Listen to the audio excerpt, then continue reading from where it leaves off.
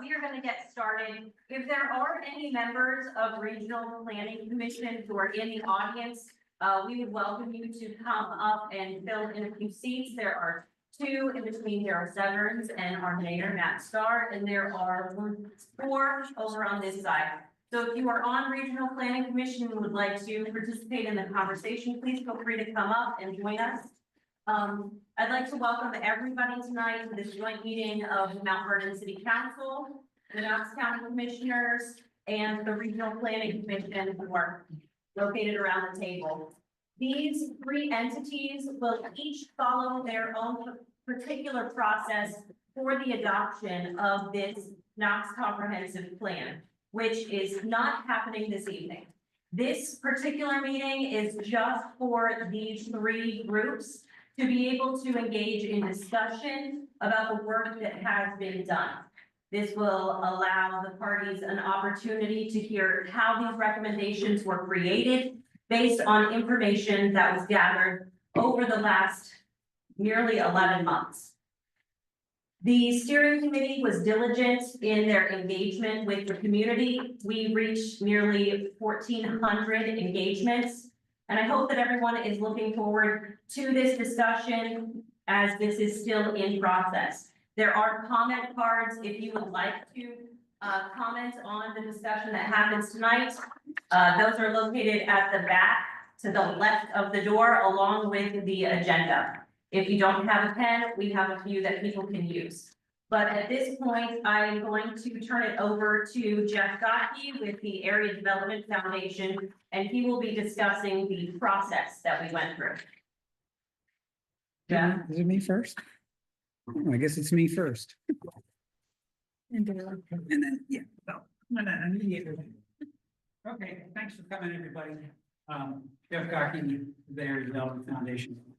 Since there are really four sponsoring entities of this plan, so ADF being one, U3 being the others, we thought it would be helpful to get all the groups together in a room so they can hear and discuss and kind of have a shared understanding of what's in the plan. So that's the intent tonight.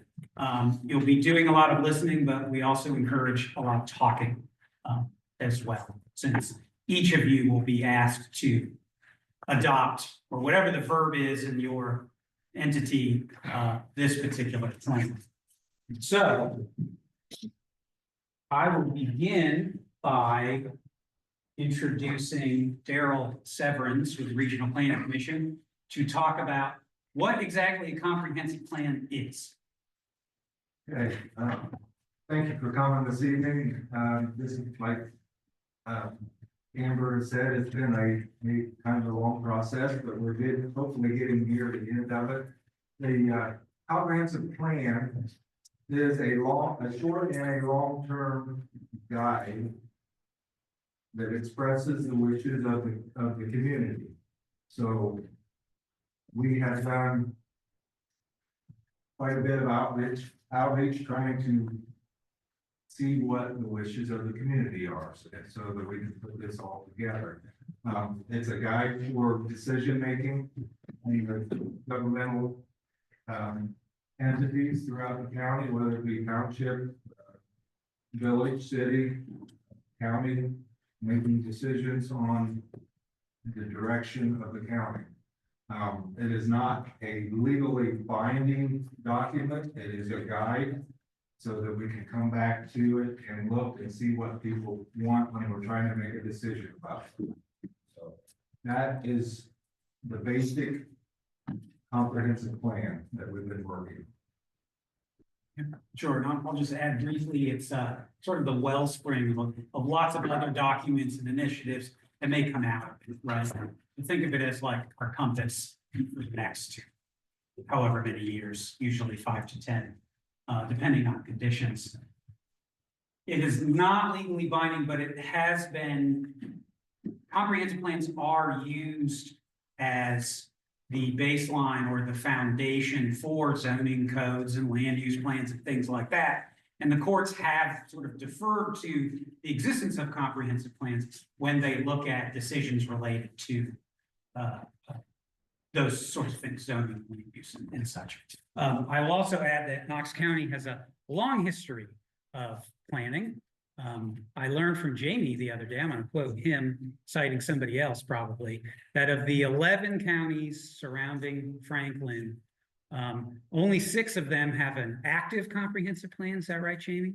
And only 3 have really a history of comprehensive planning, right? So Knox County is included in one of those. I found in the files at the office the other day, one from 1974. Comprehensive plan phase 2. So that means there was a phase 1. So it goes back farther than that, right? So if you want to look at it, it's right here. Don't get it confused with the new one. This one's written on typewriter. This one's not. Okay. So to catch you all up on the process here, I was looking through the files. I believe I reached out to Daryl in November of 2023, sort of wrote a memo to the commissioners and regional planning in the city and was like, hey, might be time to update the comprehensive plan because conditions have changed since 2018 when the last one was done. So it sort of goes back even farther than that. But generally, between the 4 groups, we created kind of a scope of what we want to see addressed in the plan. Wrote an RFP, sent it out to regional and national planning firms, probably a dozen or so. Received 6 responses, interviewed 3 candidates. They were all great. They all would have done a good job. We ended up choosing Planning Next because of their familiarity with the area. So they have done comprehensive plans for Wayne County, for Fairfield County, which you'll hear about tonight, Clinton County down Wilmington area, and the framework plan in 2022 in Western Licking County.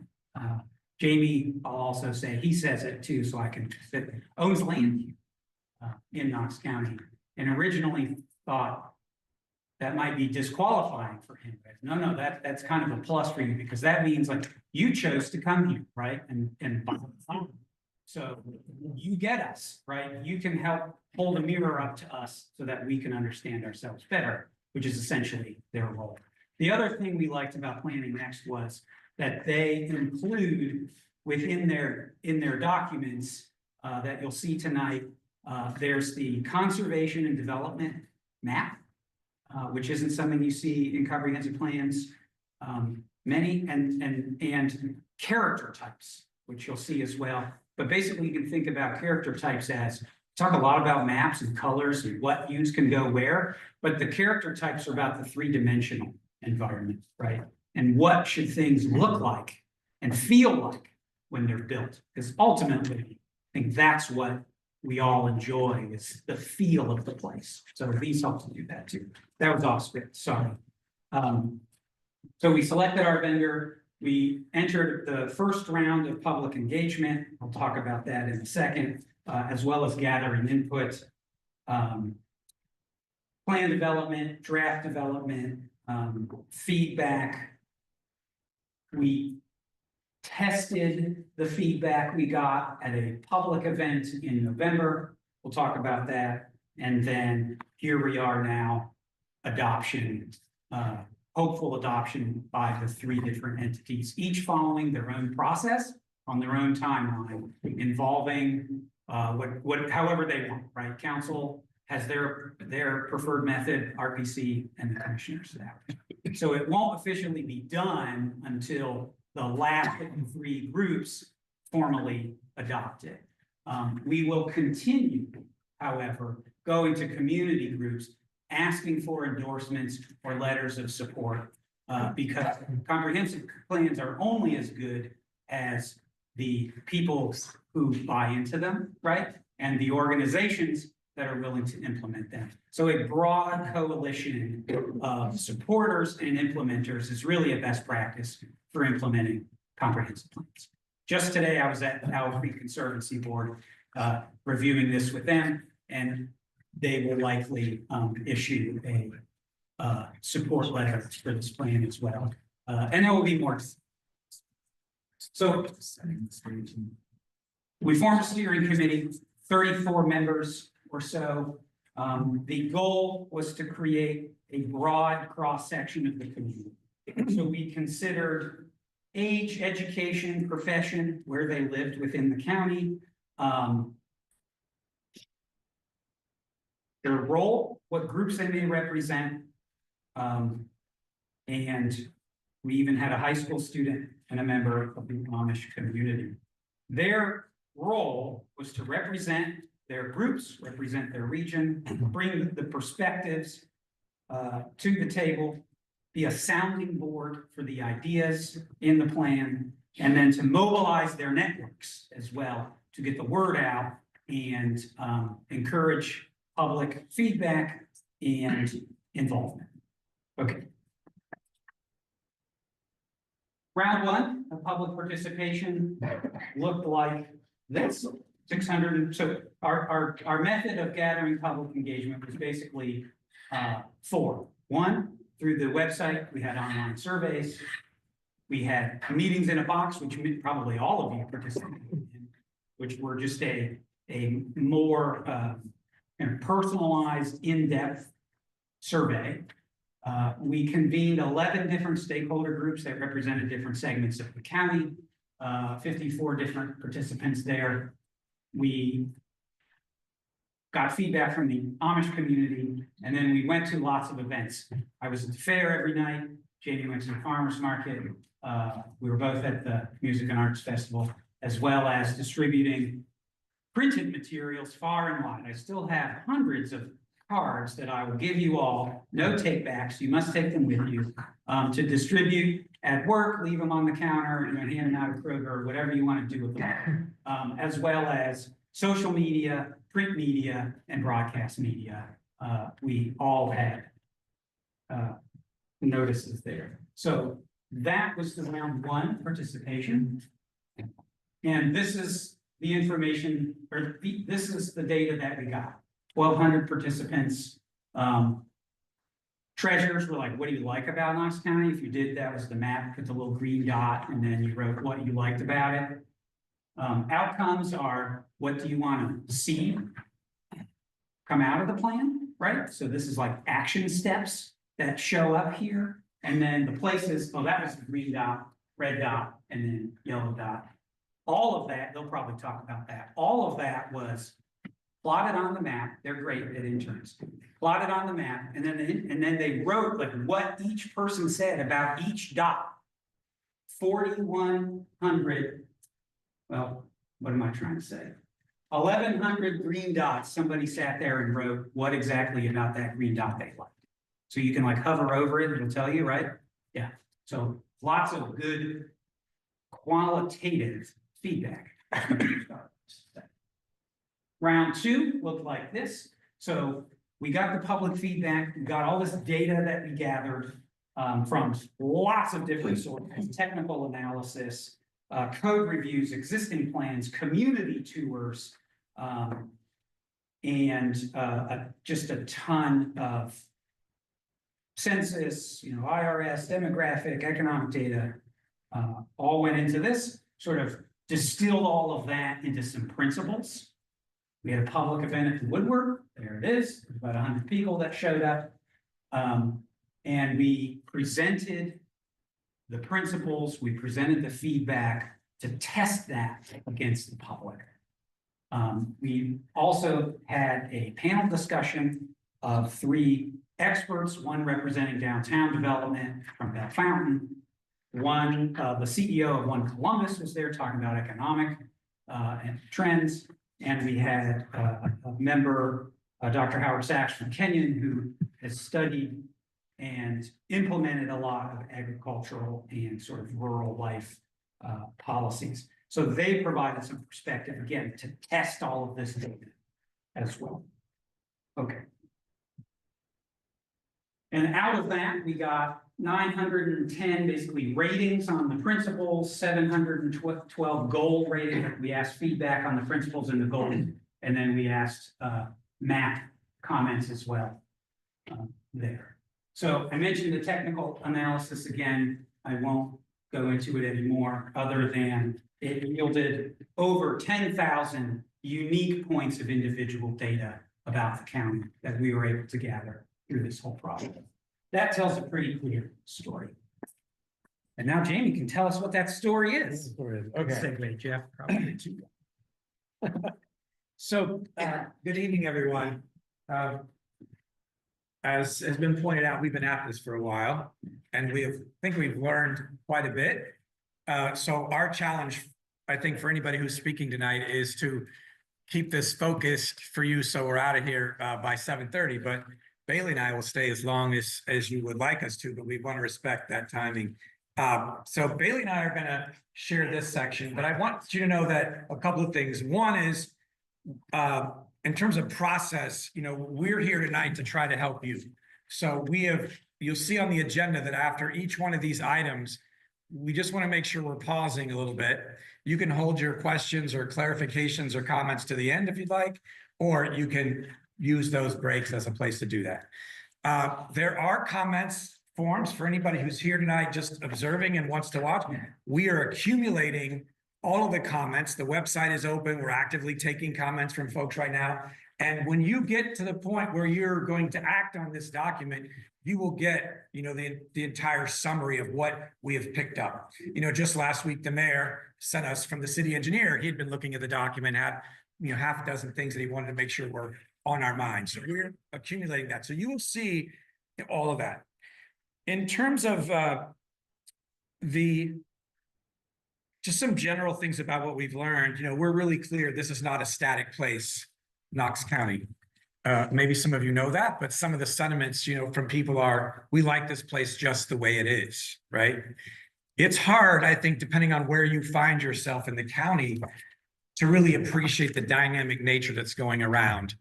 You will see something here in a minute that shows a map, a land use map of residential development. And when you step back and zoom out at this place, you'll see that there's activity that's happening. You may not notice it every day. You may not notice it every week, even every month. But there's something afoot here. And dealing with that issue is the core reason, I think, why communities are planning. It's about taking stock where you are today, where you would like to be in the future, not what the trends say you want to be in the future, and then figuring out a path on how to get what you want within, obviously, the legal constructs that are out there. But this is a place, and this is the time to sort of do this work. We've worked, as Jeff mentioned, in a number of counties in Ohio and here, but we've also, our practice is a national practice. We've worked in counties like Charleston County, South Carolina. We did one of their most recent plans. Loudoun County, Virginia, which has the highest concentration of data centers in the world, and 200 more in the pipeline. So we worked in dynamic places. We've worked in places like, and this is maybe a cruel thing to share with you on a cold winter night in Ohio, but we did the land use plan for the western half of the Big Island in Hawaii, driven in large part about conservation needs, about what was happening with growth pressures to them and their unique ecosystems. So we have a perspective here that is bigger than Central Ohio, but it's rooted in trying to lift up, what are the values that a community has about place? What do the trends say about what you want to do? And then shaping a policy construct that for those trends that you like and match up with your values, what do we do about it? For those trends you don't like and are in conflict with your values, what do we do about those? So what you'll see in the document, there's a lot there. We're going to give you some highlights tonight, but we want to understand how we can best help you as you go about your formal work. We're really clear, though, that the communities who invest in planning and invest in the implementation do better. Whatever do better means. They do better fiscally, they do better because the understanding is there about what's important. There's no mystery about what policies might be. We just think it's a good thing. And you probably, for some of you who own businesses or you're just managing your life, there's a lot to be said for the planning. So, but planning is not enough. So what we want to get to, you'll see at the very end of this, is an emphasis on implementation. We want to help you move from the planning to the doing. And we have somebody here tonight, Commissioner Fix, who drove about an hour up here from Fairfield County this evening, who's here to share his stories to the extent that it's helpful to you, from somebody who adopted less than a year ago right now, a comprehensive plan. Ohio is a place that doesn't, like in terms of culture, we just finished up, there was a project for the state that was just released last week called the Strategic Transportation and Development Analysis. As part of that, we looked at all 88 counties in Ohio. Who has plans, who doesn't have a plan, who's ready for state investment on things like transportation improvements. The state now knows, ODOT knows, who's ready for these things. And I think what you'll hear from Commissioner Fix tonight is that he has established Fairfield County as a place that's ready. Ready doesn't mean developing 500 square miles of Fairfield County. No, it means finding the right harmony between where we do want development, the kind of development we want, and then where do we conserve what is really most important to us. So I really want to get to that part, but we have some other things to do. So I'm gonna ask Bailey to talk about some of the technical things that we've learned. So Jeff went ahead and explained what we were doing with the community as we were doing community engagement. But at the same time, behind the scenes, we were completing some technical analysis to really understand what the conditions were like in Knox County when we started the plan and as we're moving through the process. So what did we find out?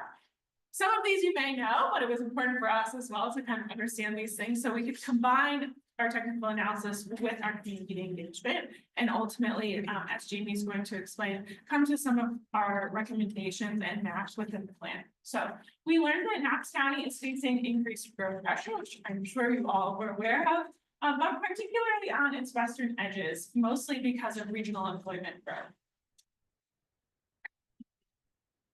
We also learned that Knox County is largely defined by the rural landscape. What does this mean? Much of Knox County, 35% is dedicated as prime farmland. So, you know, very agricultural here in Knox County, but it's important to also note that recent development is beginning to reshape this. A lot more residential development, things changing as, you know, as we're moving and growing. The county is also organized around town and village centers. And I'm going to mention this later, but this is something that Knox County also truly values. The concentration of goods and services are found in those centers, and agricultural land makes up most of the in-between space in the county. Apple Valley Lake is a very unique place here in the county. And it starts as a vacation destination within the region and a location of many second homes. So it's a draw into the county. And the dynamics around it, around this intermittently occupied area can present some unique challenges and considerations from an economic viability standpoint. The county boasts abundant parkland and natural resources. This is another thing that people here in the county truly value, and we love to hear that. Knox County boasts an impressive 16.1 acres of parkland per 1,000 people, and the national standard is 10 acres per 1,000 people. So a lot of parkland and natural resources here. Knox County is mostly automobile dependent, but alternatives exist. And Jamie's going to talk about this a little bit in recommendations too, but we've tried to kind of really unpack what these mean as we go through recommendations and actions as well. The population dynamics of Knox County and the city of Mount Vernon are essentially distinctly different. So you may think Knox County and Mount Vernon are doing the same things population-wise, but they're really different in unique places. Knox County's population is growing as Mount Vernon's, but the majority of this growth is within the 60-year-old cohort in Knox County, and in Mount Vernon, they are experiencing a growth in workforce population, so 25 to 55. So you're seeing two different growing populations there. Important to note, though, that in the city of Mount Vernon, the school age population is declining. So there are some implications of that we kind of unpack in the plan. Knox County is also going through a population transition. So more than half of Knox County residents have moved into the county since 2010. So a lot of new residents here in Knox County are really drawing people in. There's something special about the county that makes people want to be here. So we really want to build on that. 43% of homeowners have moved in since 2010, and only 15% of homeowners have been in the county since 1989. Knox County residents fill a majority of the jobs here in Knox County, about 52%, but 35% of Knox County residents leave for work elsewhere. So this is important because it really has implications on the transportation network and really understanding how people move in and around the county. And finally, Knox County is a white collar community. So the occupational mix of the county residents, we're looking at residents, is heavily weighted toward management, science, arts, sales and office, and service. So while we were looking at all of that, we were also looking at existing land use. It's a little hard, I'm sure for some of you in the back to see, but our light green areas are our agricultural areas. And these areas in the yellow are actually rural residential. So that means that, you know, out here in these agricultural areas, we have some residences popping up, especially along some of our major roads in and out of the county. And there's a number of reasons why that, you know, we would think that's important to you. The values that came forward really strongly in the public engagement were about the rural nature, the rural life, the rural landscape. If these corridors, which is what people really perceive, if you think about it, like it's really that first 400 to 800 feet that really defines who you are. If that is being developed at, you know, 2 units per acre or a unit per 2 or 5, that is going to become like what you're known as. Is that really reflecting the rural nature at some point? And again, it's happening in like very dispersed ways across 500 square miles. So it's kind of hard to perceive. But when we did this map, hearing what we were hearing from people, but seeing the phenomenon that's underway, there's a disconnect in that. You will see in the plan, the land use element, that there are different ways to sort of still get certain kinds of housing, but also have a different impact. As Jeff said, we put a lot of effort into trying to describe character types, not just use of land. But anyway, if you really feel strongly about the rural character, the rural feel, this phenomenon is something that, you know, should help motivate. Well, what do we do about this? Thanks, Bailey. Yes. I'm sorry, we're not taking comments from the general public at this particular meeting. Oh, okay. Sorry, this is mainly for discussion of these 3 entities, but we welcome your comments on the comment cards, or I'm sure that you can feel free to come up and talk at the end. Okay. Thank you. Okay, Bailey, thanks. So I also wanted to provide some insights to what we were hearing from the public while we were completing this technical analysis. And on the left side here, we have some key themes that emerged when we asked people what they treasure. And on the right side here, we have some key themes that emerged when we asked people about what outcomes they would like to see from the plan.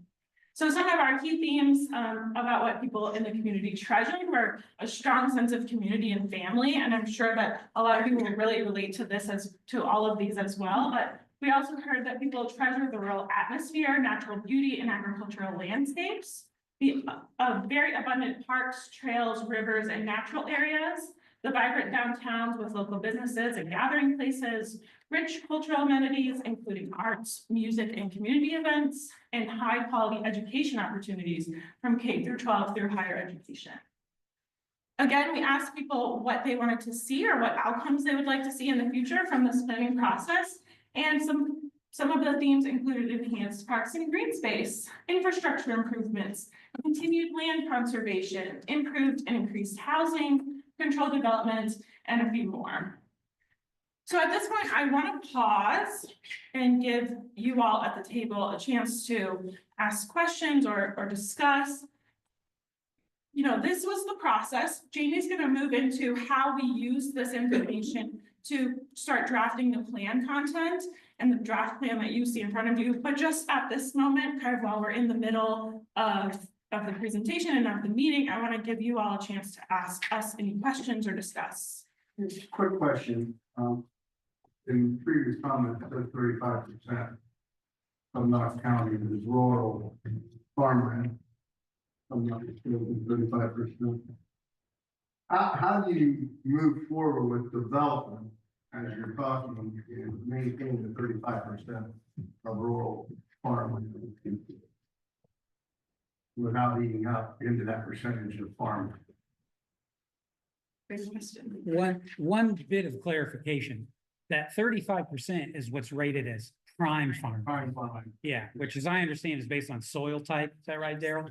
Like, if you look at like what has buildings on it versus what doesn't, it's more like 82% is open space. Right? So there's just maybe a definitional difference there, but the question is probably still the same, right? Right. Which was, how do we balance that? Residential, industry, commercial. Yes. Maintain our rural Yeah. landscape.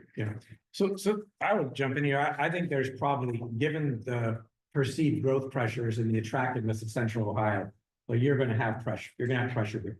What the plan says from a value standpoint, for example, is as a principle, a statement of intent is that we want to grow inward first, right? And so there are all kind of public policy choices that the county makes, the city makes, the townships can make that either induce that kind of behavior or defeat it, right? You know, there's an expression in the planning schools about civilization follows the sewers, you know, right? You want development to happen or you don't want it to happen, you're opening things up. That is the fundamental issue in Licking County right now. For better, for worse, they can't get themselves organized on how to deal with the wastewater.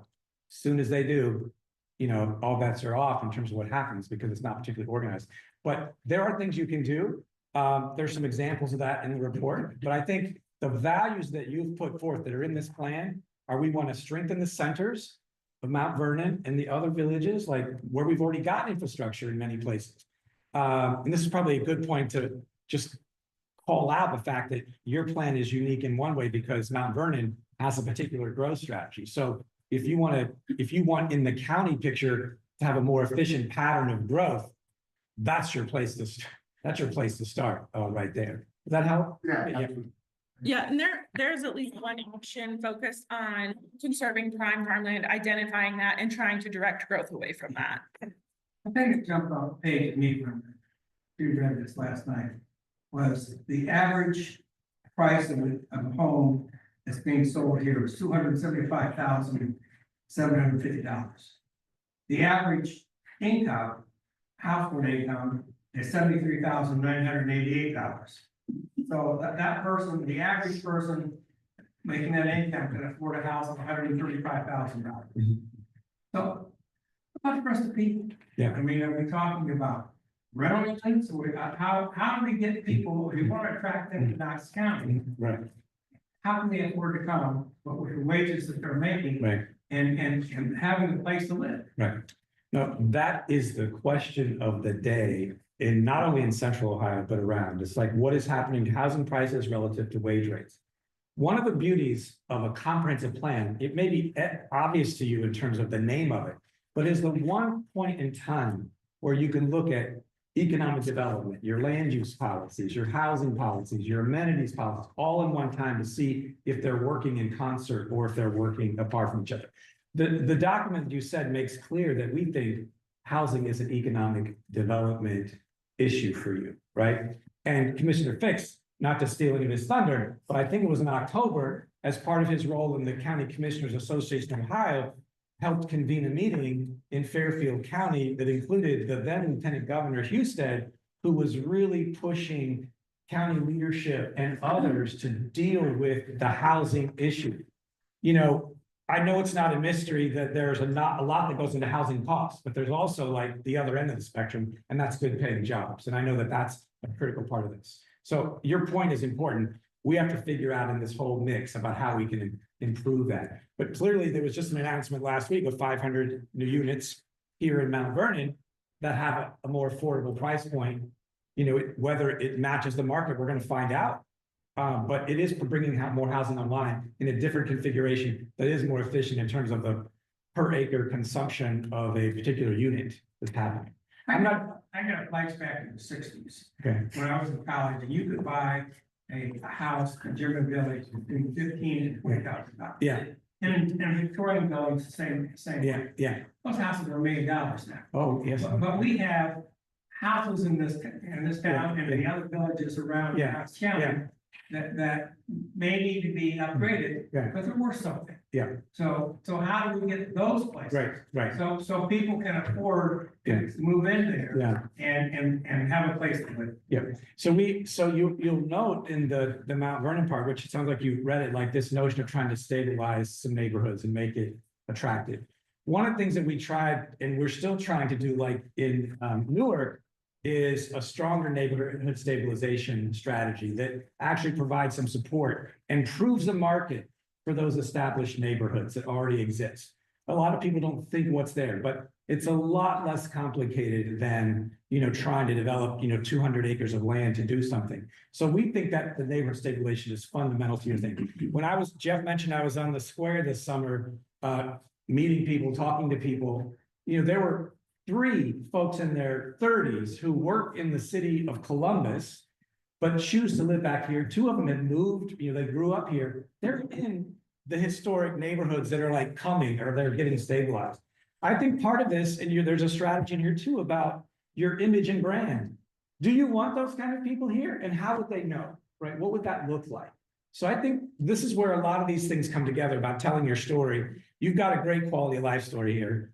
The visitors bureau is doing great work on visitors, but there's a message in here about you tell the better story here about living here, working here, raising a family, investing here. I think you've got the goods, but those neighborhoods are fundamental, and you've got them. They're already served by infrastructure. Like let's try to do that in a more fiscally responsible way. Can I say one thing? I knew you couldn't vote that. Sorry, so Commissioner Jeff Fix. Jeff from Pickerington, Fairfield County Commissioner. So we face the same challenges, right? And for both of you, we focus our land use plan and growth around the villages and around the natural corridors, the major traffic corridors, where there's already development starting to happen. Part of the challenge we faced in some of our villages and in the city of Lancaster, where we've got some neighborhoods that have come of age and can be redeveloped, if you will, or made better. In so many cases, there wasn't any place for the people who own that home as they aged out, as I will soon, there wasn't any place for them to move to. So they were stuck, if you will, in the home that they had raised their family in and didn't have the patio home or the senior living facilities to move into that would allow that home then to be opened up to be sold to someone in their 30s who's working in Columbus. So it's all tied together, right? You have to look at how you can build all across the entire spectrum from affordable housing to workforce housing to starter homes to market rate housing to mansions and everything in between, so that people can move around within those different segments and free up opportunities for other people to move in. How about age? And looking at this document, the birth rate in Knox County has decreased. Right. The age of people living over the age of 80 staying here have increased. Mhm. So I'm an old guy.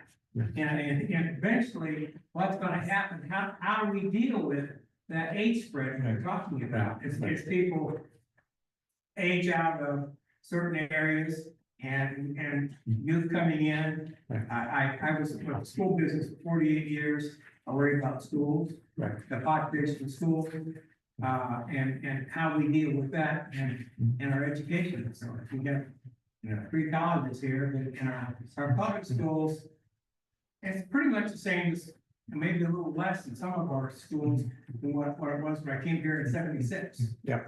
So what do we do about that population? You have work to do, right? I mean, this is a competitive environment.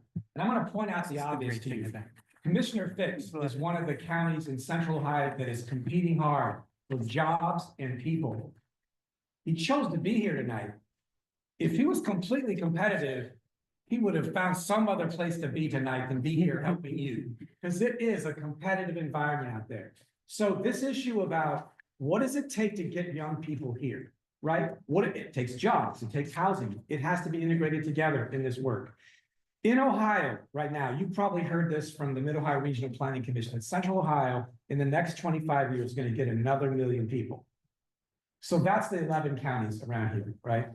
You're part of that, not the big bump, but you're part of that. Do you know what the rest of the counties are doing in that same period of time? A $1.7 million drag on the state. So there'll be a net loss in Ohio of 700,000 people in 25 years.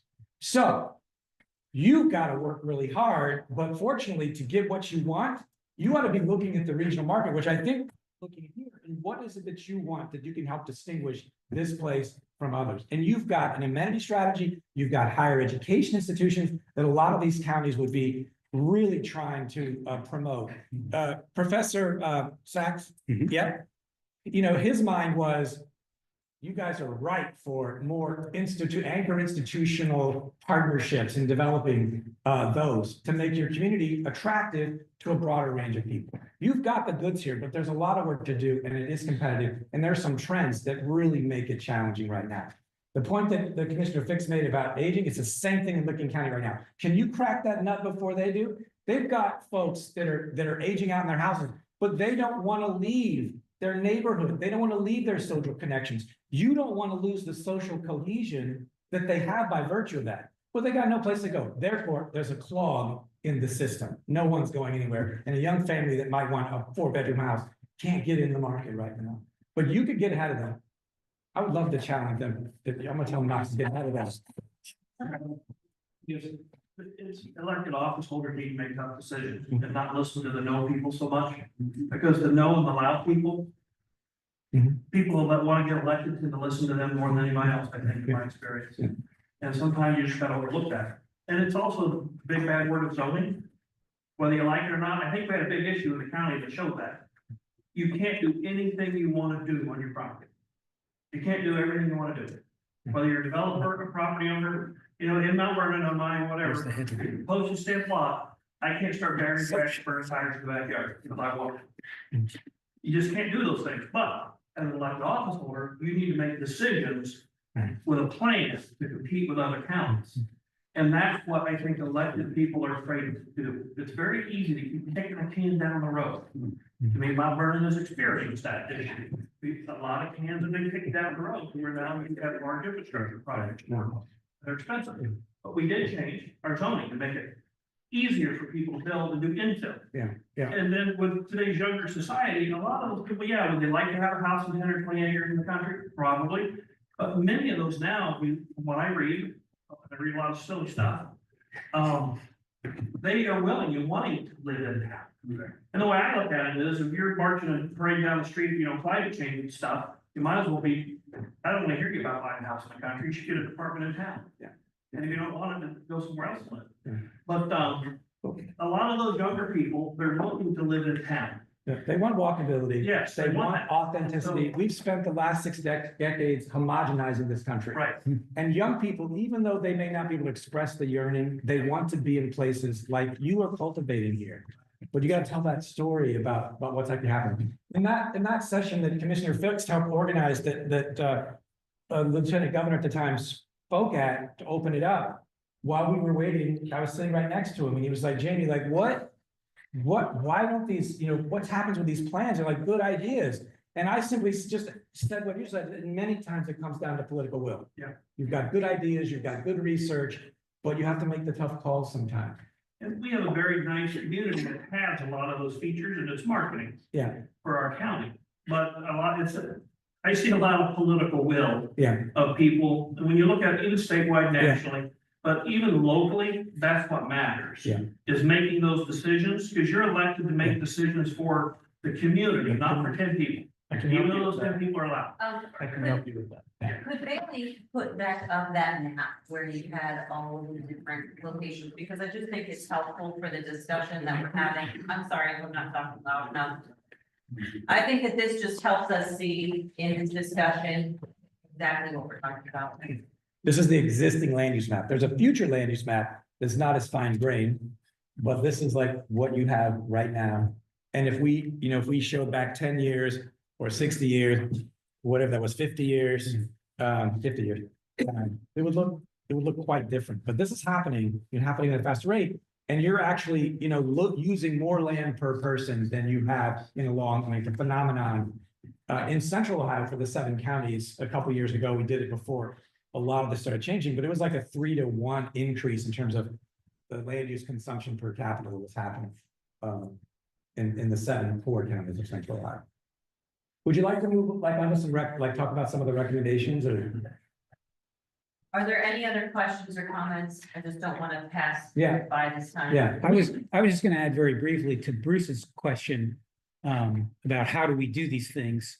Council has already done a number of things to indicate to the development community and to bring costs down to make things more affordable. I would list them, but I don't want the commissioner taking notes and going back and then implementing them all. But I mean, if you think about the CRA housing abatement, the NCA, the zoning change, right, that makes smaller lots, the approval of the Liberty Crossing development, which includes a variety of unit types so that people can age in place. You have already done some things that will help with these problems we've talked about. So, and they're out ahead of it. Hopefully that can be replicated or emulated by some of the other communities in the county as well. That's all. So do what we do. Yeah. I think that this map is just particularly important because we saw that the rural environment was the #1, I think, most valued thing, the most treasured thing in Knox County. And if you look at this, we are shooting ourselves in the foot if that is our end. So we are occupying all of the land directly up against every single road on every avenue into Mount Vernon. And that is why these infill lots and these higher density locations are so important, because we do value that rural community that we have in Knox County. And I just think that this is an important map to keep in mind as we're moving forward. Great, no, that's good. So if you have other questions about this part, before we're done, you can ask them, but maybe we just shift a little bit here to talk about, okay, what can we do about some of these? Okay? Yes.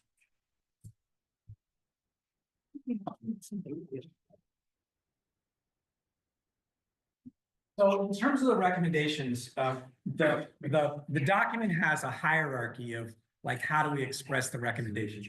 It starts, with the vision, which is the highest, most general expression. Then it's got goals, which are desired outcomes. They don't tell you how to do it, when to do it, where to do it, but they're outcomes. These are sub-themes of the objectives, and then there are specific projects, policies, and programs. And if you're reading a document and you see an action that is more suggestive than specific, we want to know, because this is what we're going to measure, what you're going to measure. Did we do it? Did we get this started? Did we get this completed? Projects, policies, and programs that go on there. So I'm going to read to you the entire chapter. No, I'm not. But I'm going to read to you the vision, because I think just the conversation we just had, the words are intentional here. But the vision, the highest level expression of the community's future, says Knox County is a place with a demonstrated, you've done it, commitment to conserving the essential town and country elements that facilitate economic prosperity, reflect genuine community values, and inspire pride. In essence, Knox County is a complete community. So when Commissioner Fix was talking about the full spectrum of housing, that's, this is the high level. We can't say everything, but a complete community has housing across a spectrum here so that people can move up and down without having to move out or compromise their lifestyle.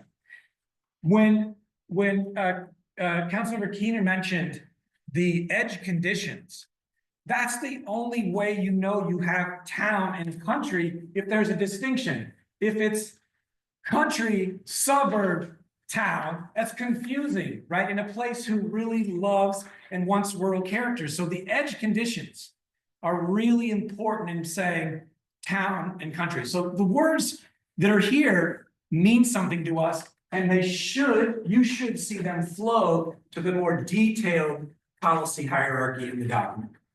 Okay, so with that said, recommendations. So this is the map. Now, in a lot of places, if you were looking at other plans and maybe some other counties that have been prepared, you might see just a land use plan. But given what we've learned here, and not dissimilar to Fairfield County or Licking County, this notion about the conservation is really important. So we didn't start this preparing this with the steering committee by saying, oh, you need to develop here, you need to develop here. No, we started with what is important to conserve, right? You have amazing conservancies in this county that have different ways of protecting land. So we identified what those are. And then we defined the open space framework before we ever got around to talking about where's development, where's that interface happen. So this is a very important expression of that. One of the things that you'll also find in the Mount Vernon section of the plan is this sort of enlarged and a finer grain about where some of those different residential types are in the document. All of these have not only the use, but character associated with them. So that if you are going to take this step of implementing to zoning, you're already a step ahead, and there's less surprises in moving from this kind of mapping character basis into the rules that will ultimately get you what you want in this process. So the land use recommendations, the words, the projects, policies, and programs, need to be advancing what's in this actual map. I mean, so you should be able to hold, the map up and hold the recommendations up and see how they're working together. This notion about future land use planning and promoting conservation along with growth and development is not either or. You're not going to be able to do either or here. You're going to be doing both and in this process, but you're going to be doing it with a prioritized notion about what's important to you. The natural resources, you're not recreating those very easily. So how do you prioritize those protection and then become amenities? Because in the amenities standpoint, that's how you're going to continue to be competitive. Jeff mentioned, that I fell in love with Knox before I even knew this thing would ever happen. I'd be in front of you today. My grandparents, both sets, were farmers in Madison County. Anybody familiar with Madison County? Yeah, Glaciers did a great job over there. Flat, right? There's nothing like Knox County in terms of the feel of this place. And although my grandparents would be upset with me, like London and Mount Vernon don't compare, just saying that, all right? But this notion about the amenity strategy making you competitive, you've got that. So we want to make sure we're doing that. We know that the agriculture is vital here in terms of the economy. And so the productivity, the sustainability are all baked into our land use projects, policies, and programs. We also know that the economic part is important, and Jeff and his group worked very hard at that. There was a headline I read at some point in this process that said something like, growth doesn't mean we have to give up those things we love, right? And so you can have economic development, you can be resilient, you can do well, but you also, can have this quality of life and the sense of well-being. And we're talking about basically chapters in the comprehensive plan. If we talk about resiliency, quality of life, and the mobility here is important in your work. So there are recommendations around how do people get around in the county and get to and from the county. That 35% number, would you have fewer people on your roads every day taking their sales tax potential money when they go to Fairfield, I'm just kidding, Fairfield or Licking County to spend their money while they're there working? If they could work here at home, that's a loss to you when they're taking that out. They're also wear and tear on your roads. So we're very much focused on the implementation part of this. And Bailey, we're ready to go to implementation. Is this the implementation section here? Is this right? Okay. So we think that the plan, in terms of recommending how to use it, is something that should be institutionalized in the county and in the city and in the RPC. When you're making decisions about whether it's capital improvements, economic incentives, whether private developers are interested in you, can you tell them what you're about in this work? Development approvals and your annual work programs. We've got clients who have, once they have this plan in place, every staff report has, how does this relate to, in this case, Together Knox? Show me the specific reference that says this is a good idea, that this is part of our adopted policy. This work is, the work that you have is not intended to be like static until, you decide to do this again, but try to institutionalize it in your work. We have a client outside of Kansas City that just redid their website. The staff cannot, all their staff reports are done online. You have to pull down a menu from the right chapter in their comprehensive plan to make your request, whether it's about a zoning issue or a budget request or a departmental work program. I'm not suggesting that you have to do that, but there is a way to bring this thing to life in your day-to-day business. One of the things that we know that people really like, and that includes residents as well as people who might invest in you, they like predictability, right? No one wants to risk their money on a process that doesn't have predictability. You basically, from this plan, you're signaling to the outside, like, hey, this is what's important to us. If you want to stabilize neighborhoods, if you've got a creative idea to come into established neighborhoods and make them more vibrant, this is a place for you to do this. If you want a development approach that is really sensitive to the natural environment and conservation, this is a place for you. This is something that we use a lot. It's just like, and you can adapt it for your own organization. But there is an annual rhythm to any government entity, right? What happens? And so, we like to think that in the beginning of the year, there might be it's a continuous thing. At the beginning of the year, you actually do a annual report, not on annual report of the government, but an annual report on what have we done to advance this plan? Have we made progress? And then report that out. If there's a state of the county, state of the city meeting, you report this out. There's 1,400 people that gave us stuff, but there has to be thousands of them that know you did this process. What are we doing? Did we make progress? Was it worth it? You evaluate the plan, you come around here, and at some point, depending on your own cycle, you're working on a capital improvements plan. You're working on your general fund plan. And you're working on getting that approved. And you just continue to work this plan over and over, but you're constantly monitoring and updating. This should not be a static thing that happens after you adopt it. So, these are some ideas that are in the plan. You'll decide whether they make sense to you.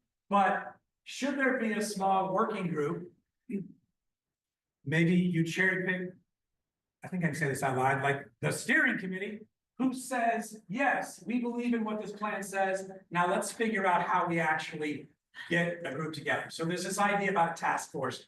Task force for us is like, it has a limited job. It's a task to do that. Progress reports on a regular basis, integration in your annual budget, create a grant finder, a quarterly position to identify where resources are. It's really hard without sort of a plan to help justify like what you're doing right now. In Wabash County, Indiana, which is just west of Fort Wayne, 4 straight decades of population decline. They just, in the last year, we've helped them in 2 different grant sources that have totaled about $20 million. Not possible without using the plan that was constructed the way it was to go after those sort of resources. That is giving me the look. So you'll find in the document, like this matrix, this is the to-do list.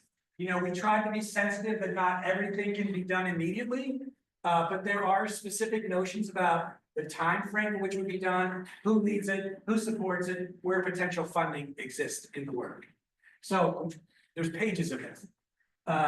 So that is the recommendations around generally. I mean, there's 180 some pages here, but generally how we think about implementation. But we want you to be, we're in this to help you do stuff, not just to get a plan and then go on to the next place. And so that's why we think so much about this part of the work. So we'll pause right now, but then we'd like Commissioner Fix to share some other comments. Some of them I think he's probably gotten out based on what you've asked about. Are there any comments about what we're trying to do here with the projects, policies, and programs, and the conservation character map approach? Yeah. Yeah.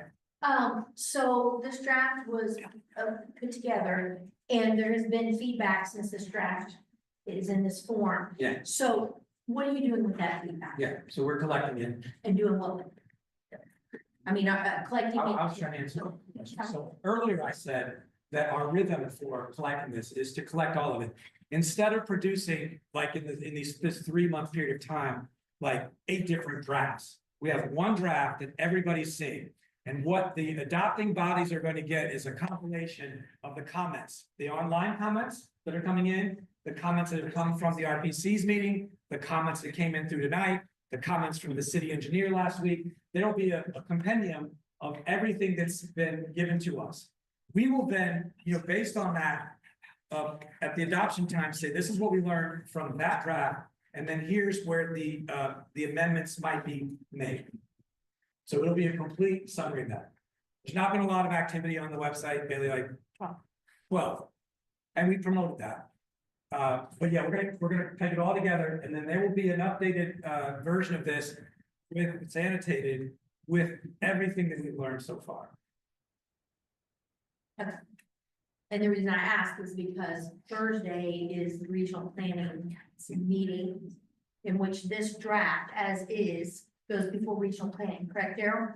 For regional planning to vote or recommend as is, Move it on to the. as is, correct? Yeah.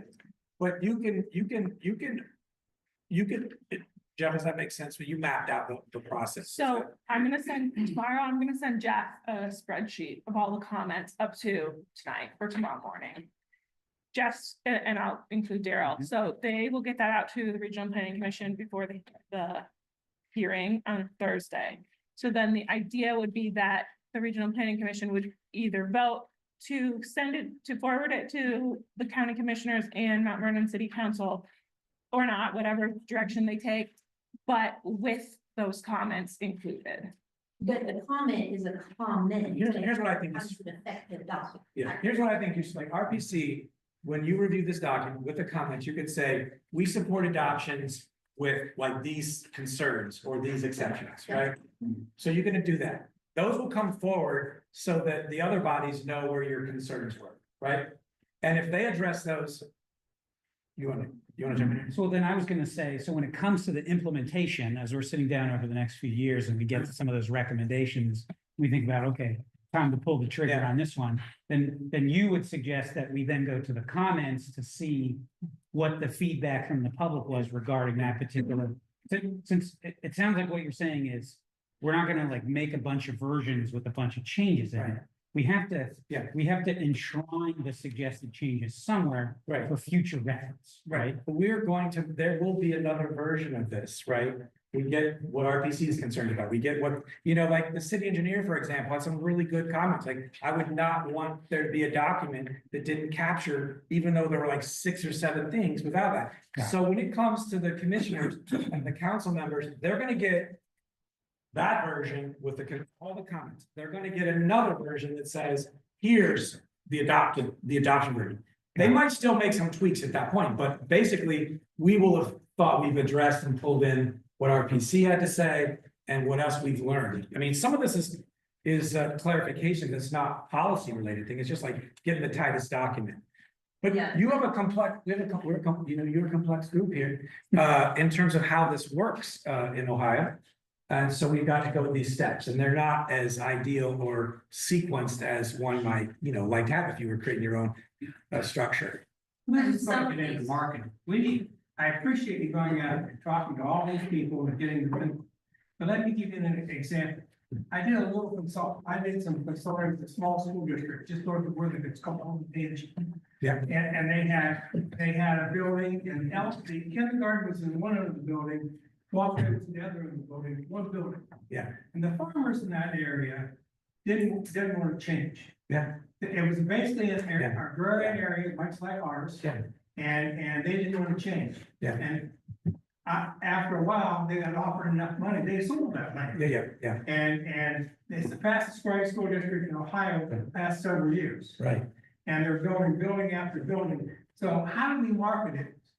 So people buy into it, Yeah, so they understand all the comprehensive planning being done, it's gonna be good for them. Yeah. And it's not gonna be something that's gonna hurt. Yeah, yeah, I think part of the reason that the leadership group and the steering committee, and we went to the effort we did is. We don't like to be at the other end of the process where we're trying to sell, like we had an experience in Hillier Township in the fall where we felt like we wanted to go there and talk to them, talk to the Mayor Centerburg. And some of them had not been actively involved, right? But when they saw the outcomes and the statements of intent, they were like, oh, I recognize that. That's who we are. So there wasn't much selling once we revealed what we had. Anyway, But there's a difference between selling and marketing. yeah, And those terms are totally different. We're not selling something, we're marketing what's good for people. so the ongoing education, Yes, where's education fit in your definition? The marketing is, education is part of the marketing, is that? right. Gotcha. No, that makes sense to me, and I'm sorry for the confusion there. Yes, I'm just trying to figure out how this action is implemented, and some of it sounds like possible suggestions. The action items are just being clear that court was mentioned, using the document to go to court with something that on page 171, it says study and report on the possible implementation of building codes. Right. So that's a possible implementation. And then Yeah. on page 178, it says expand industrial areas. Oh, sorry. It says on page 180, Yeah. update zoning code, subdivision regulations, and or design guidelines to require new developments to have a well-connected Yeah. street, sidewalk, and bike paths to network. So that sounds like a, update the codes that there has to be, and I'm a bicyclist, I love bicycles, Yeah. not against yeah, connecting new subdivisions Yeah. to bike paths, but it makes it sound like that we update the regulations to require the Yeah. bike path to be connected to new development. And then this says just to study and Yeah. report on Right. possible buildings. So I'm just trying to figure out how much of it is this is a guideline and how much of it is this is an action that, like you mentioned, court, that we would have to go to court and say, well, this isn't a plan, but we don't want to do it now. Yeah. Is this So- like a document that's court worthy and So- required? so those two examples right there, those are part of the action agenda, right? Those are not the policies, that's your to-do list.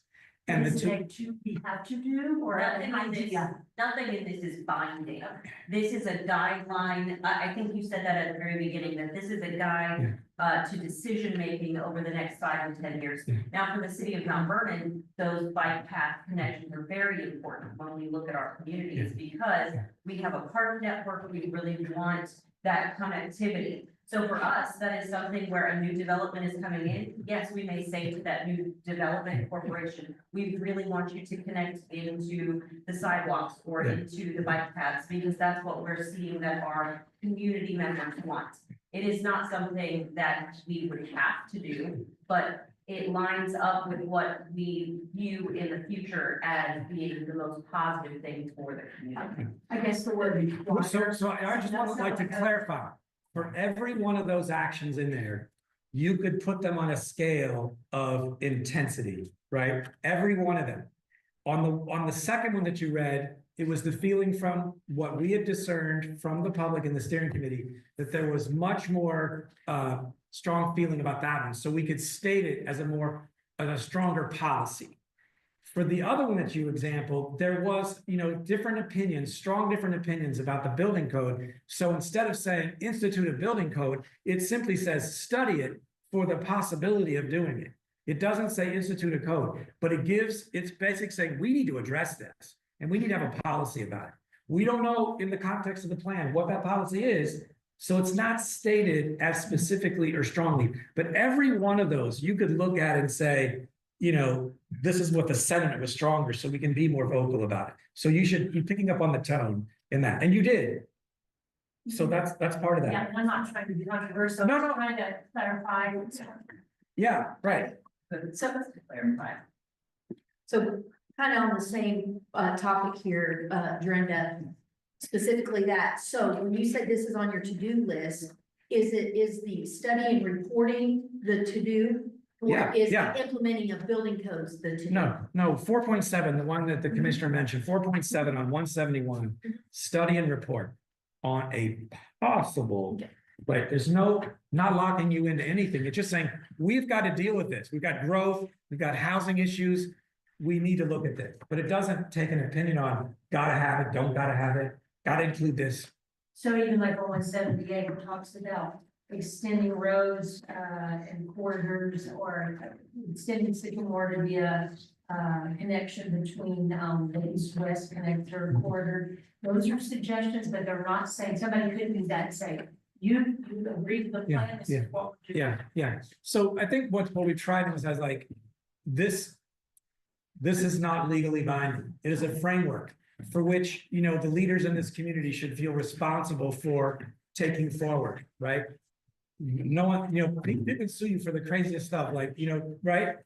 So, but the idea here is that you've gone through this process that is defensible in terms of what you think needs to happen in this moment in time. And your suggestion, if we looked at it and somebody said, no, this corridor would be damaging to this or that person or whatever, it doesn't have to happen. Yes, yeah, I mean, if you obviously, if you found things out while you were in the design of a corridor that made that corridor impossible, you're not gonna be able to change that. I think I may have gotten out over my skis with the court thing, right? Because it created a little confusion. I guess what I meant by that was when there's zoning code updates or there's confusion within a zoning code, right? Like the zoning code is the thing that's binding. But how do you determine, or how does the court or whoever determine intent if it's unclear within the code? Then the plan intent can be referenced as sort of the foundation of the intent. Does that make sense? So it's not like a judge is gonna be like, well, right here, 1 point, you know. That's right, is that Better. right? Yeah, and if you were to look at the state enabling legislation around, and we have really weak enabling legislation in the state of Ohio. That's for another night, but if you have a zoning related issue, like the first line of defense and justification comes from what is your land use plan say? If you don't have that, then it's become slipperier. Okay. So I'm wondering if this would be a good time to ask Commissioner Fix to, like, I know some things have come out, but maybe let him just share what he was planning to come to, but also reflecting here a bit. And then we can continue on after that. Is that good, Jeff? Yeah, thank you. Thank I do wanted to make sure I got all my thoughts down in the right order, so I'm gonna read this to you. And then I'm happy to answer any questions or any comments you have. Commissioners, council members, and mayor, Regional Planning Commission, Mr. Getke and team, and others, thank you for inviting me to speak to you this evening about Fairfield County's work with Mr. Green in planning next, and as importantly, what happens after you adopt the plan. I'm happy to share my experiences with you because, in my opinion, we're all in this together. 100 years ago, Ohio had a once-in-a-lifetime opportunity as the Industrial Revolution came to the Midwest with steel and oil and auto manufacturing, among others. That Industrial Revolution changed the face of Ohio and provided opportunity for generations of Ohioans and others. This time that we're in today, the technological revolution, I believe, is akin to that time. Major employers like Intel, Honda, Anduril, and I'm sure there will be others in the coming years, all of them coming to Ohio, Central Ohio, right here. So many jobs that we don't have enough people to fill them. So many people already here today and those that are coming that will need a reasonable place to live. And so many other challenges and opportunities that we as community leaders are responsible to face. Yes, indeed, a once-in-a-lifetime opportunity, and we owe it to ourselves, and more importantly, to those who elect us, who depend on us to do everything we can to plan for what's coming, to manage it when it gets here, and to take advantage of it so that future generations can reap the benefits. And none of us can do it alone. Jamie mentioned, why did I come up from Pickerington tonight? None of us can do this alone. There's simply too much coming at us. And we can't just rely on Columbus or Franklin County. They have their own issues to deal with. All of the counties around Central Ohio, we're all in this together, and it makes sense that we lean into each other so we can tackle these issues together. So thank you again for inviting me here tonight. I guess I shouldn't assume that all of you know a lot about Fairfield County. We have just under 200,000 residents, and geographically, if you think Pickerington over to Buckeye Lake, Lancaster is our version of Mount Vernon. Hocking Hills to the southeast and not far from Circleville to the Forgive me for my ignorance about your process and how it's worked this far, but congratulations on recognizing the need for an updated plan and for engaging a group in planning that I think we're fortunate to have right here in Central Ohio. I believe they're one of the best in the country. Our process in Fairfield County pre-adoption involved meeting individually with our 13 townships, each of our 13 villages, our school superintendents, and our farm bureau. We visited all those groups because the first edition of our plan, where you are tonight, was wildly unpopular and really poorly received. We did all the engagement things that you all have described here tonight. It turns out that while people have an interest in the future of your area, perhaps not enough interest to fully engage in the process until the agricultural community is misled to believe that you're going to take all their land and turn it into high-rise housing projects. Then you'll have 250 or so of them show up and shout at you. I'm exaggerating a bit on what they were led to believe, but not about the number of angry farmers that showed up to scold me when we tried to adopt it as you're talking about doing next week.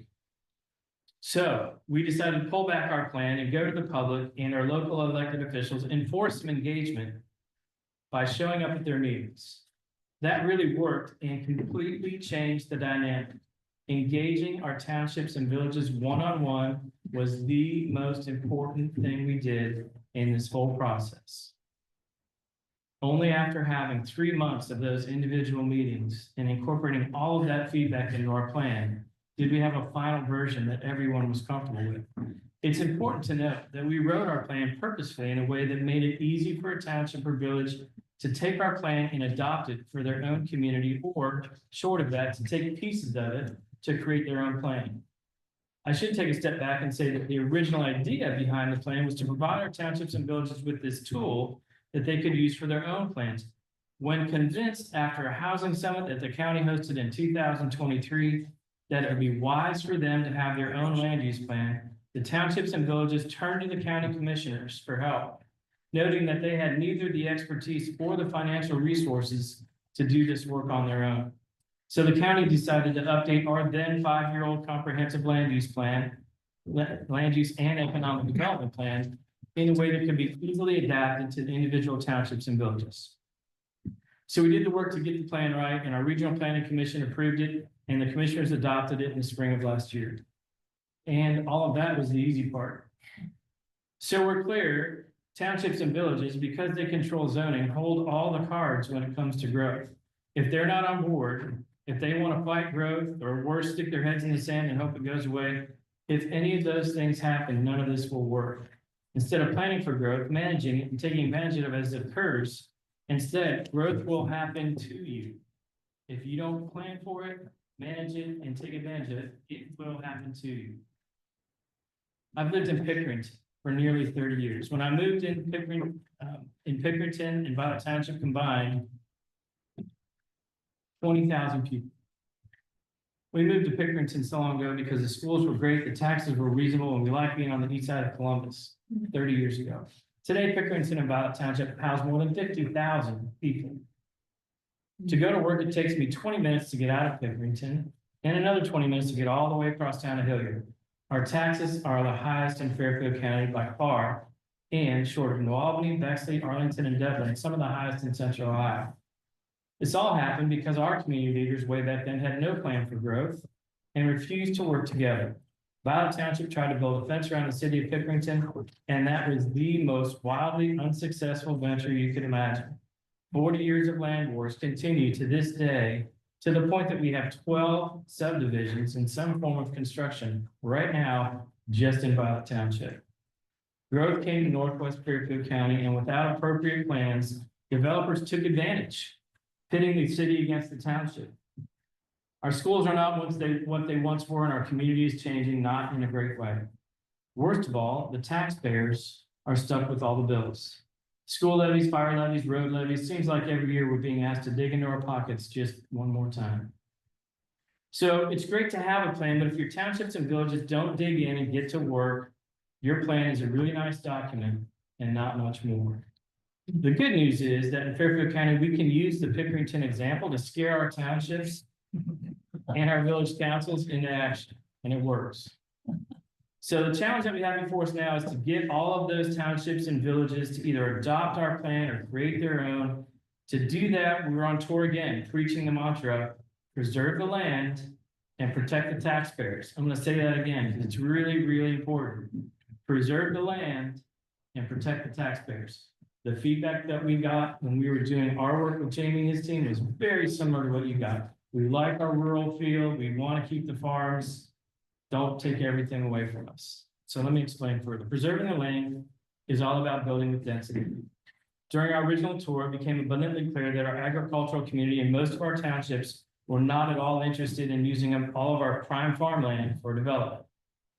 The old way of doing things was for a township to try to control growth by just zoning everything either agricultural, or if they must, allow for one home on every 2 acres. That, they thought, would stop development, but it doesn't, it just spreads it out. You mentioned that. The example I've used in countless presentations around Fairfield County is that if you build 100 homes with current zoning, one home for every 2 acres, you'd use 200 acres to build those homes. And today, most townships do that. If, on the other hand, you allowed for some parts of the township to be built with some level of density, say 4 homes per acre, as is common in most residential neighborhoods, those same 100 homes can be built on just 25 acres, thus preserving 175 acres of farmland. Do that 5 times, you've created 500 new homes and saved almost 900 acres of farmland while using up only 125. And when you build with density, the developer is happy to pay for their own infrastructure, so your taxpayers aren't stuck with that bill. And we've repeated, preserve the land and protect the taxpayers enough and enough and enough that township trustees, and as importantly, their constituents, have come to understand that building with density is actually a good thing. So we're convincing our local leaders to build with density and preserve the land. Protecting the taxpayers is more complicated. It involves using new community authorities or NCAs, which I heard referenced earlier. A new community authority allows a local governmental entity to establish a different taxing district specifically on a new development. The model we're using in Fairfield County is to apply 5 mills of property tax and 2 points of income tax only on the new residents or businesses. No additional tax on your current residents. No additional tax on your current taxpayers. Only the new people moving in will pay more. Some of our township trustees are now referring to this as a development tax. And a new community authority can generate real dollars. Our estimate is that about a 200-unit single-family housing development will, when fully built, generate up to $2 million a year every year. Let me say that again. $2 million per year, every year for 200 homes. Some of that money will go back into the neighborhood. The significant majority of it will be used for roads, fire departments, schools, whatever that community needs most. And the way we're approaching this is a bit unique. We're working with townships and municipalities to create partnerships to share the revenues generated by each NCA. Here's an example. Our county seat, Lancaster, has grown into 4 different townships that surround it: Northeast, Northwest, Southeast, Southwest. For years, the city and the townships have fought over annexations and growth policies, with townships unsuccessfully trying to build a wall that will stop the growth of the city. The city, for its part, would conform the boundaries with each new annexation, in essence, eating up the surrounding townships. And this was honestly going on all around our counties. Pickerington has grown exponentially, and each village, as it looks to grow, was seen as the enemy by the surrounding or adjacent townships. What we're doing now is the antithesis of that history. As the county, we are hosting a series of meetings between municipalities and townships, asking them to put aside generations of history to form a partnership that will benefit them both. So here's how that partnership works. We make an agreement for significant swaths of land that says that anything that's developed in the township part of that map will have an NCA, as I referenced earlier, and that all incremental taxes generated by the NCA, remember the $2 million per year, all that goes into a pot. And the same will be true for any land that the municipality annexes. That revenue generated by the NCA on the city or village side will go into that same pot. And that pot of money will be split up like this. 40% of the money will go to the township. 40% of the money will go to the municipality. 10% will go back into the NCA for parks, trails, etc. And the last 10% will go to the school system that the land is developed in. So regardless if development occurs within the township or is annexed into the city or village, everybody shares. The primary thought behind this is to stop the land wars, to take away the ability of the developer to play the township against the village or the village against the township. We're defining these partnerships with both an NCA agreement and a cooperative economic development agreement, CETA. That CETA defines the geographic area that will be in the NCA. It will identify areas that are likely to be annexed and those that are likely not to be annexed. And it defines how the money will be split up. So instead of spending countless resources on unsuccessful wars, both legal and financial, we are asking municipalities and townships to jointly sign CETAs and NCAs. And it's working. Before we get to the results, let's talk about the schools for a minute. We all know that nothing will get a school district riled up like talk of bringing new homes to the area. Now, it sounds like you may have a different situation here, but in Fairfield County, if you say we're bringing 200 new homes, school superintendent's the first one to jump up and say, whoa, wait a minute, we can't afford that. We're out of room and we have no money. That's what the superintendents usually say. The idea behind our NCA, carving out that 10% for the schools, the idea is that the incremental taxes gathered on new residential development will pay for the operational costs of the new students that come in with the new housing. And the NCA dollars that are collected on commercial and industrial development where no new students come from will pay for the capital costs needed to eventually add on to existing schools or build new ones. All of this NCA revenue is in addition to the incremental taxes that the school district will collect on the newly developed land, significantly more than when it was farmed. All this sounds good in theory, right? Well, it's working.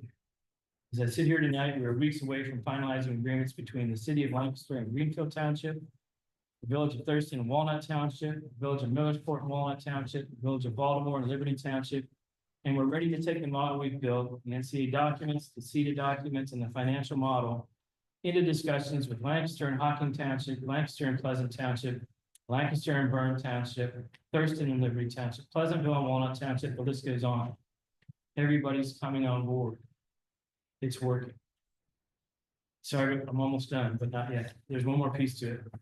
The county funded the creation of a model zoning code written by our regional planning commission to be in line with our comprehensive plan that again is being provided to the villages and townships for free so they can update their zoning to match the land use plan that they're adopting based on the land use plan we created. That model zoning was adopted in December, and we've already got 2 villages to adopt their version of it, with others, townships and villages both asking for help from our regional planning commission to adapt the model zoning code to fit their needs. The bottom line is this: most plans like this sit on a shelf and are rarely referred to or used. The one we had before this, I didn't even know it existed. The key to our long-term success is to have each township and each village have their own version of a land use plan and to update their zoning to match that plan and to do the hard work of creating partnerships with each other. So when development comes, and it already is, they're ready. They can plan for it now, manage it when it comes, and take advantage of it so that generations of Knox County residents won't be asked to vote for a road levy, fire levy, or school levy ever. Thank you again for having me here tonight. I'm happy to answer any questions. I can hear a lot when you say this. The different government entities need to work cooperatively together. Yes, sir.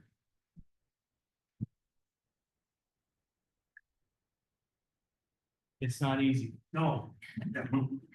So Jeff. Jeff to the right, Jeff, thank you, Jeff. Of course. And I assume we can have a written copy of that? It's not. Just for you, Bill. So with Liberty Crossing, does it have an NCA? Yes. We put the. And a tip, and it has residential tip. The city has its own NCA. Ours is set up a little differently, like the city boundaries is the NCA. Theirs, they do them, I think, by project, right? Right, so Yeah. we're actually taking school district boundaries and saying that within this township, adjacent to this village, any development that happens within the school district fits into this NCA. And so we know that that 10% is going to that school district.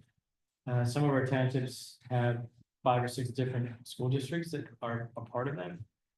So it makes it more, there's more work to be done, but we're cautiously optimistic that within the next 2 years, Fairfield County will be covered with NCAs, and that any development that occurs will generate significant tax dollars.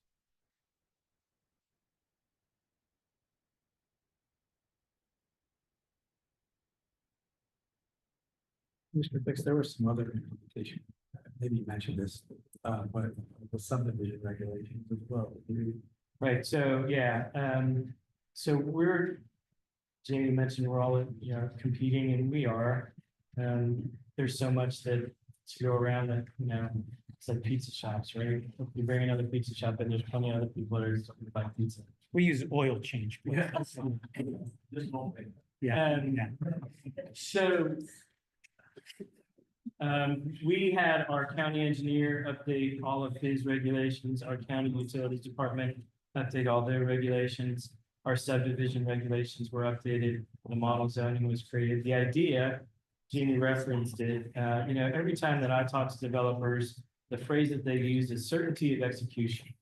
If they know what the rules are, and they know what the fee schedule is, and they know what the process is, and they know that you're not going to try to change the rules on them halfway through, they're happy to make a mathematical decision on whether or not they're going to invest in your community. If things are a little dicey and they don't know what the rules are, or they're not clear, or they don't know what the process is or what the fees are, they're going to take their money somewhere else. And because all of us are looking for new development to take care of the people that, are coming to our community, they can take their money anywhere, right? So we wanted to be crystal clear with all of the processes and procedures and codes, so that there was no question what the rules were. Commissioner, do you have a timeline of how long the maintenance happens to see the money comes? I know incentives to bring people to the area and give them abatement, tax abatements. We're talking to bring more taxes into the area, but about how long are you scheduling, I guess, those abatements so that that money does start to come back to the community? We're not doing We're not abatements. doing Not in abatements, okay. So a lot of our thoughts and concerns were in Jessam's character. What do things look like? And I appreciate the concept that 400 to 800 feet off the road, that's what your county looks like. And that's what people are seeing. That's good information. But and we're also thinking about, when things are built in town, what are they going to look like? Are you addressing that in any way, or are those the concerns of your citizens? Absolutely, absolutely. So, and that's all in that model zoning, right? So Jamie referenced character types, and we went through the same process with the organization. I think we have 22 different character types that we use in our land use plan. In those character types, you define what it's going to look like, what the setbacks are, how big the lots. I mean, all of the details that define how you want this to look are all in those character types, which then you turn into your zone. And that zoning then dictates if someone's going to build there. So even down to like design standards, so material use, those kind of things. Not, that won't be in your land use plan, that'll be in your zoning code. But I don't think you should ever uncouple the D words, the density and design, right? I mean, because what we find regularly is that people, density is just a calculation. What they care most about is, what does it look like? Where's it positioned? Does it address the street? Does it not address it? Where's the parking? So I think we, a lot of times we don't even use talk about design quality. We don't talk about the density because it's just an output. So I would, as you're talking about what this looks like, I think being mindful for that, the density word, the annexation word are usually ones that get us in trouble wherever we go. But design quality means everything. We did, some of you probably familiar with Upper Arlington, who hadn't done a plan in 40 years where the most cherished value is maintaining the status quo. They, at the end of that planning process, they increased the intensity by a factor of 3 in all their non-residential, like the FAR, floor area ratio by a factor of 3. had everything to do with design and virtually nothing to do with the calculation about what it yielded. And it has a fiscal impact that was really powerful for our landlocked suburban community. Commissioner, it sounds to me like your plan has kind of alleviated the bad organization of that, right? The plan doesn't do that. The agreements between townships and villages will do that. It's, you know. Listen, the townships aren't all of a sudden embracing all the villages and cities with open arms. There's, you know, hundreds of years of. Yeah. Bad words between them. But because they recognize that, look, there's parts of this township that I can develop. And there's parts that I know you're gonna annex because you can't. If they put it all together, everybody wins and they stop fighting over the land, right? So it's not an easy sell to when you start the conversation, but if you keep at it and keep them coming back to the table and, you know, the first meeting, maybe 2 meetings, they're just venting out all the stuff that their grandfather, he hated my grandfather. Seriously, that stuff goes on. You gotta get it out and get it all out on the table, and then you start talking business, right? And really, for us, I don't know what your situation is here, but so many of our townships struggle to keep firemen on board because they can't afford to pay them. Struggle to pave their roads every year, you know, pave even a mile or two of road, township roads every year. They do tar and chip instead of, you know, paving. God forbid they try to buy a new fire truck, right? When you talk about doing this kind of work and working cooperatively, and now they're looking at, you know, on one single development, you know, $800,000 a year. Now all of a sudden that stuff, they can pay a fireman. And in 2 years, they can buy a new fire truck.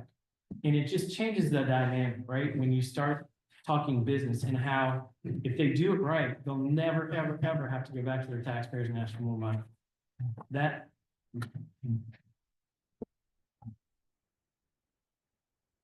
Just in Licking County, in those 15 jurisdictions closest to Intel, like the most significant thing for them is about fiscal health. How does this happen in a way where they can actually benefit?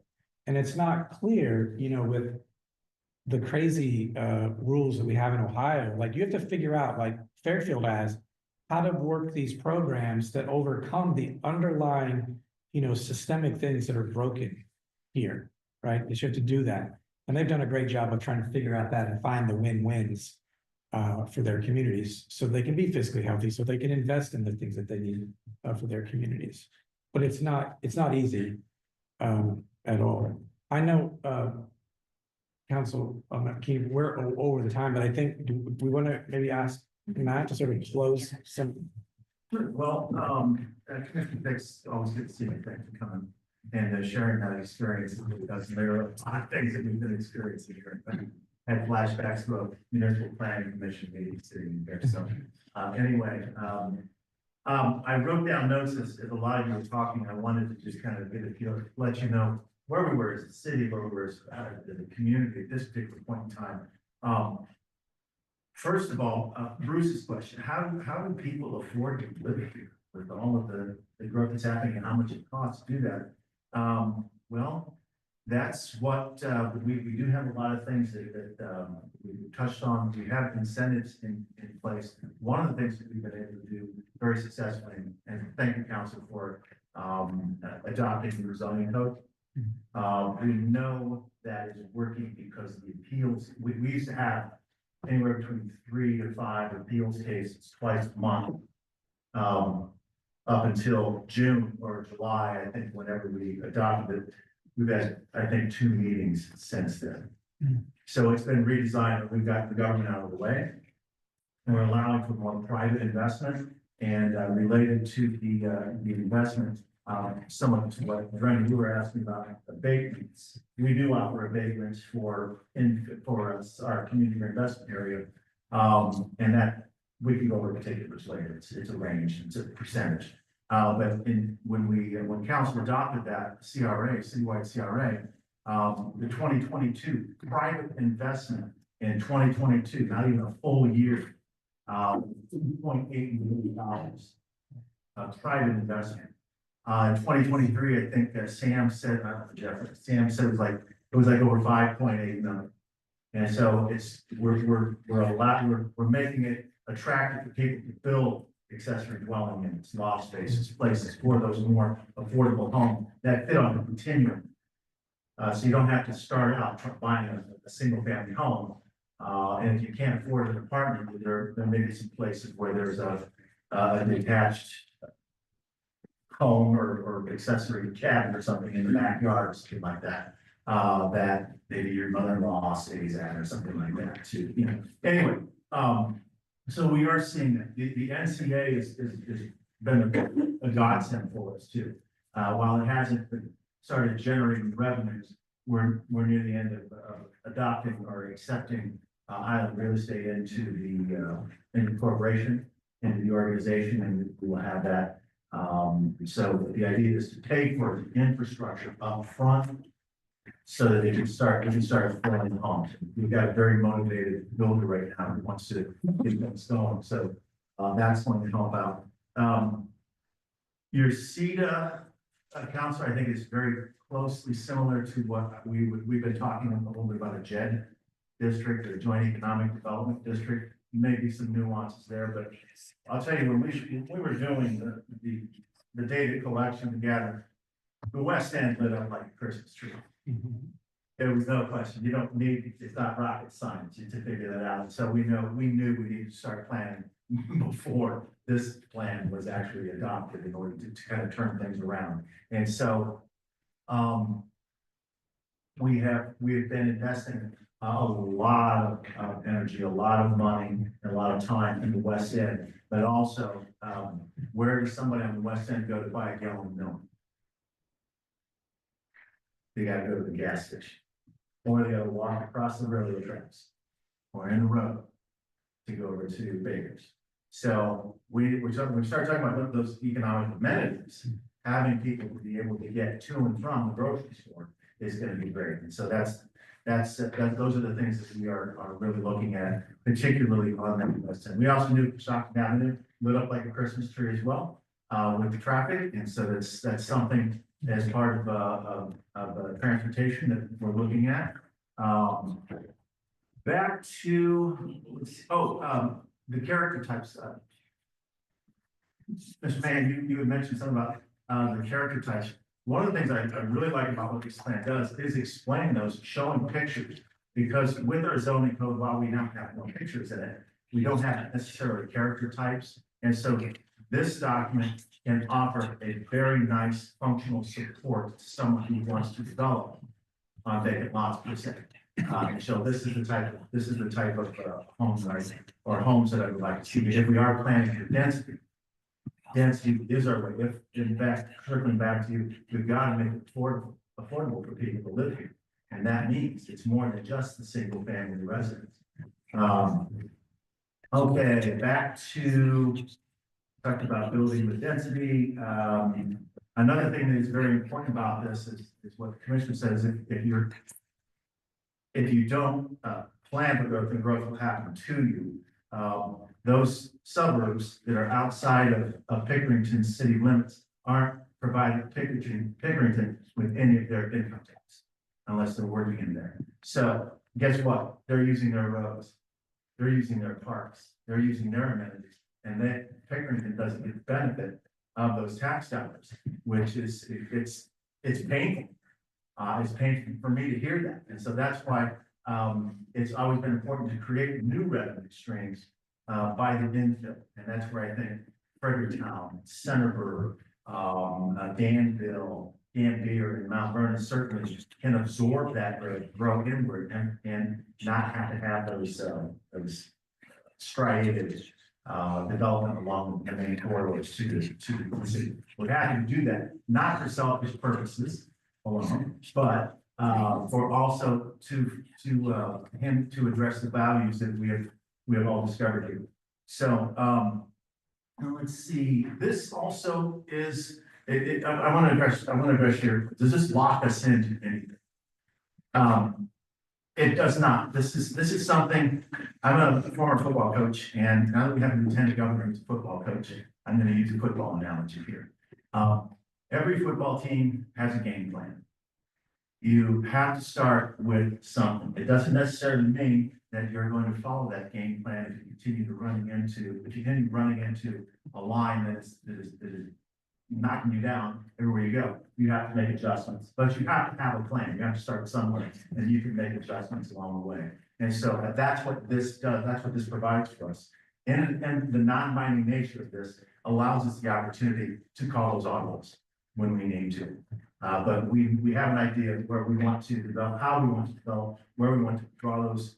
I wouldn't say lines of demarcation, but certainly this is where we think we want to continue to grow over the next 25 years. Let's see, the regional approach that Jamie talked about. I'm looking at with regard to your comment on sidewalks and bike paths.